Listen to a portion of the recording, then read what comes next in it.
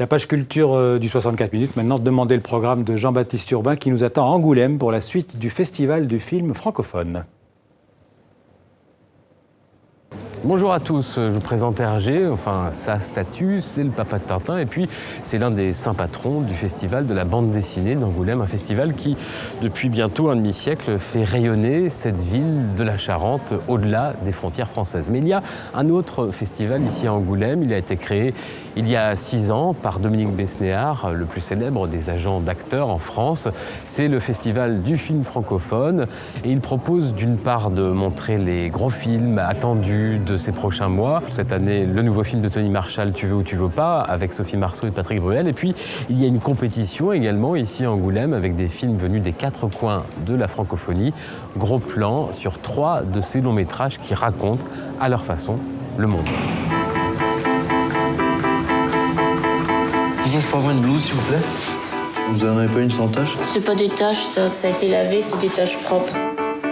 Le premier film, c'est Hippocrate, un film qui nous plonge dans l'univers de l'hôpital public à travers le regard de 2 internes. C'est un film très bien vu qui nous parle de problèmes de santé publique, le manque de moyens, également de grandes questions de société comme la fin de vie. Alors vous allez vous dire c'est un film lourd, un film plombant, mais non, c'est drôle, très drôle même. Vous buviez combien par jour?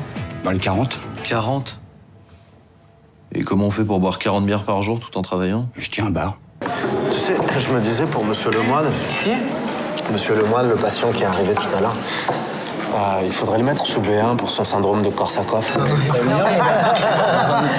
Qu'est-ce qu'il y a? Attends, là, tu devrais remettre cette conversation à plus tard, parce que... Ouais, faut pas parler. Je suis obligé, là, excusez-moi, mais... Économe! Trop tard. Oui, interne? On parle d'un patient à ma droite, économe. C'est vrai. Je le jure. Eh bien, faut lui donner un gage! En fait, tu te prends un gage parce que t'as parlé d'un patient, c'est interdit ici. Le film est en partie autobiographique parce que moi j'ai fait des études de médecine, je suis médecin généraliste.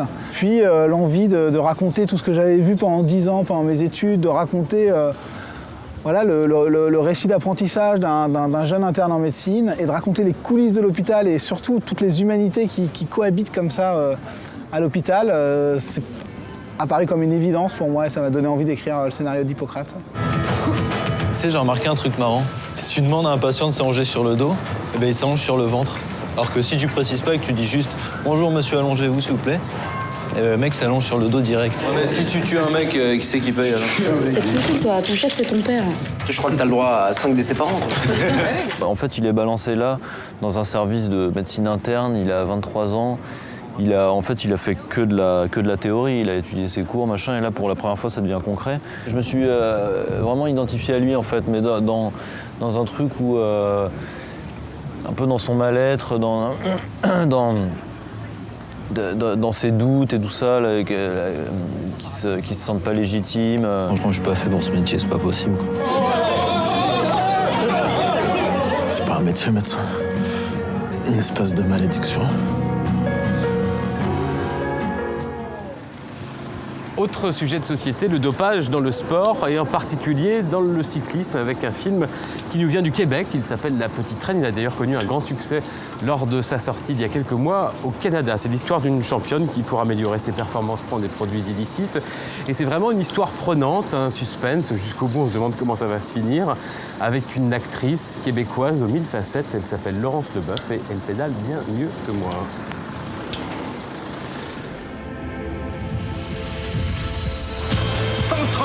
Kilomètres de course, 4 heures d'efforts acharnés, mais une seule gagnante.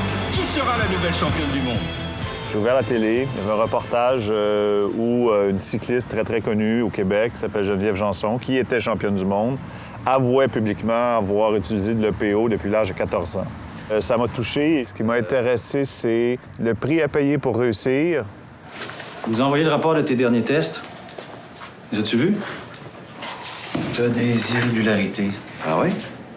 Ouais, mais c'est correct. Pas ton anémie qui recommence. Tu fais de l'anémie? Oh, on n'a pas rien que ça depuis des années, mon vieux. Soit c'est mon sang qui est fucké, soit c'est leurs tests qui sont pas corrects. Qu'est-ce que tu veux que je te dise? Non, mais là, si c'est ton sang, faut que tu t'en occupes. Là, c'est pas bon pour ta santé, ça. Ouais, mais y a pas d'inquiétude, là. Le docteur Henry me dit que tout est correct. Fait que... Elle est son propre bourreau et sa propre victime. Elle crée elle-même les pièges dans lesquels elle s'engouffre. Elle va au plus simple, au plus rapide parce qu'elle est prise avec son mensonge. Elle sait profondément, et elle savait profondément que c'était pas bien, qu'elle allait finir par perdre.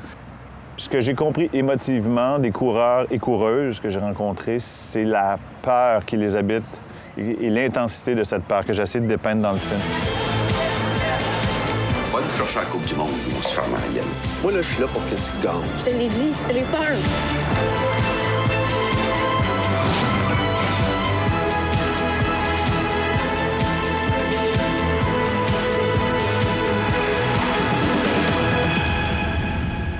C'est ma fille, ça. Quand le cinéma regarde légèrement dans le rétroviseur, ça donne Printemps tunisien. Plus de 3 ans après la chute de Ben Ali, la jeune cinéaste Raja Amari raconte ce changement d'air sans angélisme en montrant la violence, la corruption et la peur. Printemps tunisien, l'une des belles surprises de cette compétition. المعلم في كرتاج لهنا باش تمشي في صيد مانيش فاد لك معاك انا يا خويا يرحم والديك والله ما عادش وقت الكلمات يستناو فينا تو برا مشي عيط لك العازفات غاديك خليه يهبطوا يعملوا لنا في صيد في الغربة فناني. Le film suit l'itinéraire de ces 3 jeunes et quelque part leur destin traverse celui de la grande histoire, comme cette grande histoire les traverse. ايش تعمل يا اخي؟ شنو واش تعمل؟ ماشي المدار. يزعل معناه ماكش ماشي انت؟ لا يا خويا خاطي خوك نمشي نموت بسقايا خايف من الموت سمنا على الغزال. يا محب تعرفهم نجم يعرفوني يعني يعرفوني كنت دخلت الجماعة دبر راسك ما نعرفك تندم اما ها مرشوب هنا في جبينك باش تكتب بلا بيك راهي. Ce qui m'a plu dans ce projet, c'est cette énergie qu'on retrouve justement de ces événements et surtout la distance parce qu'il parle de gens ordinaires et quelque part j'ai trouvé ça très juste parce que cette révolution n'était pas forcément une révolution idéologique mais elle était spontanée, sentimentale je dirais. بالله يسكر عليا الكازي يا اخي تحب تبصي روحك انت. ايش بك ديما خايف؟ مانيش خايف اما مش اول مره تصير حاجه هكا في البلاد اللي عملته ما يبدل شيء تهنى. Voilà, le festival du film francophone d'Angoulême, ça n'est pas fini, ça dure encore 3 jours, avec notamment un hommage au cinéma africain et en particulier au FESPACO, le grand festival du Burkina Faso. Et puis il y a une compétition ici à Angoulême. Les prix, ils seront remis mardi, ils s'appellent les Valois d'Or, ils seront remis d'ailleurs sous l'égide de TV5 Monde, des prix souvent annonciateurs d'un grand succès populaire. L'an dernier, le Valois d'Or avait été remis au film de Guillaume Gallienne, Les Garçons et Guillaume à table, l'un des grands cartons du cinéma français de ces 12 derniers mois. Merci donc à Jean-Baptiste Urbain et à Martin Vandenbosch.